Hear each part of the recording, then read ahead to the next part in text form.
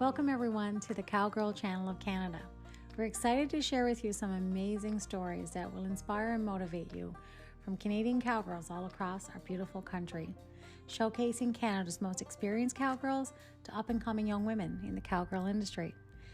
We will be featuring women in all aspects of the Western industry, from ranching to arts and entertainment, to women that can do all things cowgirl and with a cowgirl spirit. A place to share knowledge of some amazing women and to honor the way of the Canadian cowgirl.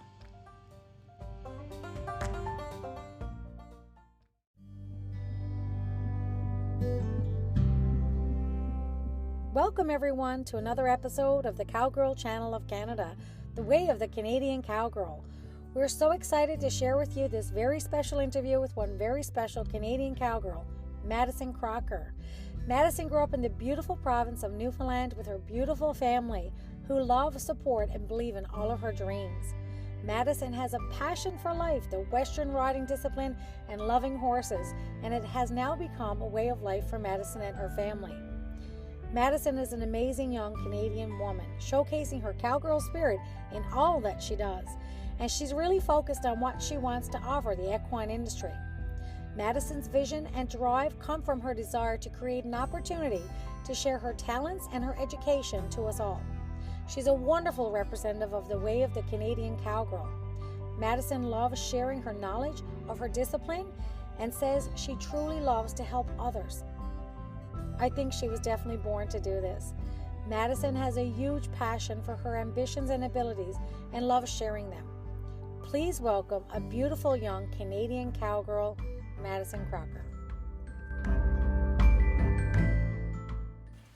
Hi everyone, Lori Duff here with the Cowgirl Channel of Canada, the way of the Canadian cowgirl. I'm here on location in Cormac, Newfoundland at Stonebrook Stables with Madison Crocker. She's the owner, founder of this facility, and I'm so excited to be here. We've had such a great time over the last couple days. Thank you so much for having me. I love it. And just I'm so happy that you're here. It's so nice to see you out here. And oh, it's awesome. I love it. It's a beautiful location you have here. Thank you. Love it's just getting started, but it's starting to come together now. Good. So tell us a little bit about yourself. Tell us about your history, just growing up. Tell us about your family. Yeah, so no one in my family is into horses, so this isn't something that I learned from them. Just me. I started taking horse lessons when I was 3.5, and that was it. It was an obsession. This is what I want to do with my life, and I've never hesitated. It's never been, oh, I might want to be a doctor, might want to be something else. No, this is what I'm doing. It's just what steps do I have to take to get it. A little bit about your family. So tell us about your mom, dad. Do you have any brothers or sisters? I have one sister, my mom, my dad. They're a big help. I couldn't run this place without them. They're definitely a big help around here because it's just me, so having them around helps a lot. Cool. And so how many horses do you have? I currently have 7. 7 horses. Yeah. And you teach and train from here? Yes. I used to train in another place, but luckily now I have my place up to date, so I can do all my stuff here, and all my training lessons all happen Do you have here. students that come in? I do. I teach a lot of beginners because I really like to teach people. I like to teach more horsemanship because I really think people need to have that good foundation in horses and know how to handle them and know not just to get on and ride stuff, like what you can and can't feed them. And I think some lesson programs really miss that step, and I think that's a really important step because your lesson students go on then and go and get their own horses. Right. And now they're all on their own. It's a lot more than showing up. So I really do try to cover all areas in my lessons. Cool. But I teach to people. You like to have is it just, when you say beginners, would you say most of your students or most of the people that reach out to you to get information or anything, are they younger kids, or do you get some adults too? I do get some adults too, and I think most of it is children just because they hear beginner and they assume, oh, that means, but really that's anyone that's getting into horses. I know there's a lady who's around her 50s and she just started doing it, and there's no reason she can't do it, and there's no reason other people can't. Exactly. And I think sometimes you get intimidated by beginners, and you can start at any age. It really is. That's kind of cool. So do you find a little bit of a difference working with the kids? Do you like working with the kids? I like working with the kids, to be honest, but it is a lot easier to teach adults because you're going to be, don't run under the horse, don't touch its tail. Cool. So, So you were 3.5 when you first started out. Yeah. And you got involved, had lessons. is there any like favorite little story that you'd like to share with like our audience that is something that you can kind of vaguely remember about your first experience with a horse, like a fun story of like a pony that you rode? I had, the horse I started on was a little miniature pony, and her name was Caramel Candy, and she was just a little mini, and she was the cutest little thing ever.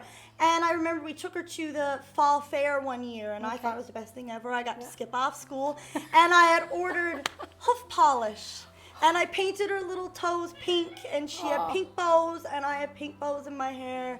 And that was my first outing I ever did with a horse, and I will never forget that because she was the cutest thing ever. Caramel Candy. Yes. Caramel Candy. That's kind of a cool name. She was adorable. That's kind of cool. So when you start off young like that, you know, and you started off, like you said, like really early, you knew that's what you wanted to do, and you're doing what you're doing now, and you have young children coming in.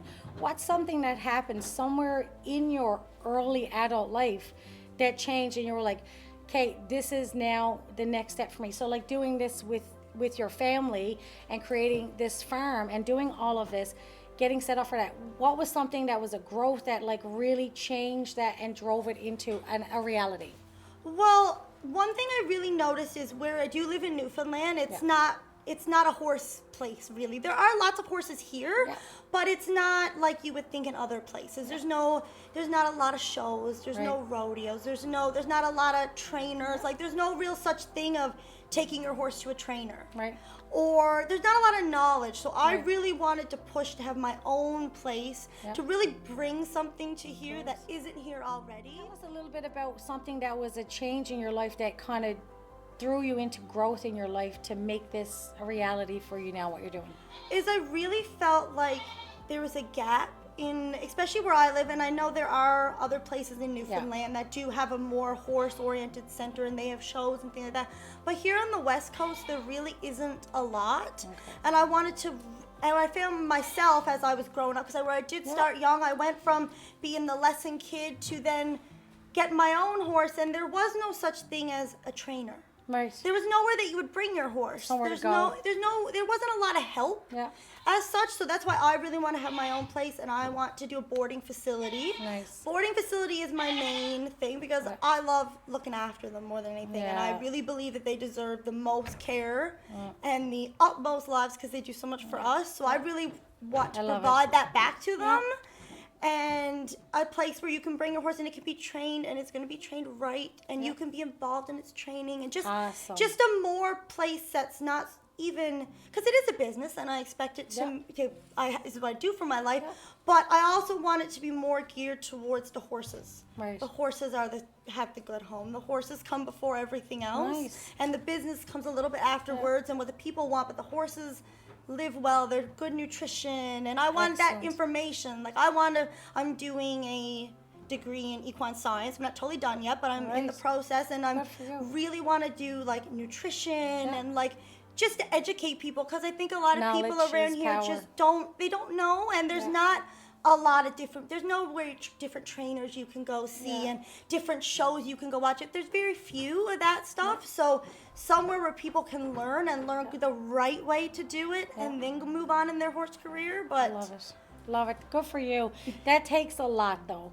And what I mean is that takes a lot of courage, and it takes a lot of perseverance to be able to sit down, make a decision, and know at some point in your life, okay, this isn't enough, what I have or what I can obtain, and I'm going to create something, because that's what I need and that's what I want, is a facility somewhere for people to go, get education and to get help, and then to take that challenge on yourself as you grow yourself and get your education. You're developing it for others as well. Yes. So congratulations. Thank you. That's a huge undertaking, but you're young and you're I love ambitious. it, and it doesn't feel like work. I love every second of it, and I just want to make it work because I want to wake up and do this every day. I don't want to do anything else. I know, and you know that. And you know what? Sometimes it takes a lot for someone to actually even realize, and not just in the equine industry, but in any part of your business or anything you're doing in life. Sometimes it takes almost a lifetime to figure out what you truly want or what you're truly passionate about, and you already have that. So you're already at the start gate, ready to kind of go and get out there and do that. And I know what I want, and I have my goals set, and that's where we're going to And as you go through goals and as you go through that growth in your life, and you're now at that point, you've got your facility here. And, you know, that was one of the reasons that when I reached out to you about doing this is because I want people to know where you are and a little bit about you. And I'm not very well known, and I kind of wanted to stay a little bit unknown until I really learned, because I did teach myself a lot. Now I did have some amazing help from people. I did learn from lots of other people, but a lot of resources from out of here. So like reading articles, watching other trainers, watching what they're doing, and then teaching it to myself. So I kind of wanted to stay hidden until I had the skills I felt that I know enough that now I can teach others. So I never wanted to do it half-ass. Didn't want to let people know in my doors until I knew that I knew what I was teaching you. And I had a level of understanding and a level of maturity, because I am only 20. I just turned 20. So I wanted to wait till I was ready to offer what I wanted, because I knew in my head what I wanted. So till everything lined up and it was ready for that. So now I really just need to get my name out there. And at the age of 20, being as mature as what you are and to be as humble as you are, to do it and say it that way, that was one of the things that kind of drew me to you, because I wish that someone had given me an opportunity to express what you have in you at such an early age. And so one of the next things I'd like to ask you is that if you had an opportunity and you could sit down somewhere, or someone in our audience that's watching this, whether it's out on the West Coast or whether it's in Missouri or Kentucky or somewhere, if someone's watching this and they're in the same position as you and they have the same passion and drive, what's a little piece of advice or inspirational thing that you would tell that person when you're looking at them face to face? What's something that you would say to them to get them to like hang on to their dream? It's going to be hard. There's going to be hard days. You're going to be tired. There's going to be days that I know, especially just where I'm young and just going through high school and stuff, that there's going to want to be a party you want to go to. But you have horses 6 o'clock in the morning, and you're going to be sad in those times. You're going to feel like you miss out on stuff. But don't get discouraged by that, or if you feel like you're stuck at a point with your horse and the training won't go any farther or anything like that, it is going to be hard. But just wait it out. And the end game of that is it's so fulfilling, and it's what you want. And I feel like that's the best advice I can give you, is it's going to be hard days. No one's telling you it's going to be rainbows every day. But if you work through those bad days, there's 10 other days that you would rather do nothing else. So Madison, tell us a little bit about how you feel about why you are where you are today. Tell us a little bit about why. Well, I feel my mom, I have had the biggest impact. She is phenomenal, and she may not be a horse person, but she will out here mucking stalls with me. 3 a.m. when a horse is sick. She will do anything she can to help me with this, and she's definitely my biggest supporter on those hard days. Your biggest fan. Definitely. Yeah. We all love to take that time to thank our moms. I know I love thanking my mom. I always thank my mom. I feel I don't thank her enough, so sometimes I should probably do more. And that's okay. Sometimes we get an opportunity like this, and that pathway is open up for us to take a moment, sit back, and realize that. So what an inspiration you have been for me, and just even the challenges that you've overcome since I've known you in such a short little period of time when we met over a year ago. And I just want to tell you congratulations. Thank I you. think that you're going to have so much success, and you know what, having that idea in your head now and steadying yourself up to know, hey, this isn't going to be easy, but it's worth it. That's so important for others to know as well, because there are so many other young women like yourself out there that want to have what you're doing, and they want to get there, and you know, the struggle to get there and to get somewhere and to get set up. Wow, it's small, overwhelming. And it's small steps. Yes, it is. It's small steps, and I'm very fortunate right now to have my facility up. But I started long before I had this facility. I spent the only land we had cleared here was just the pen my horses lived in.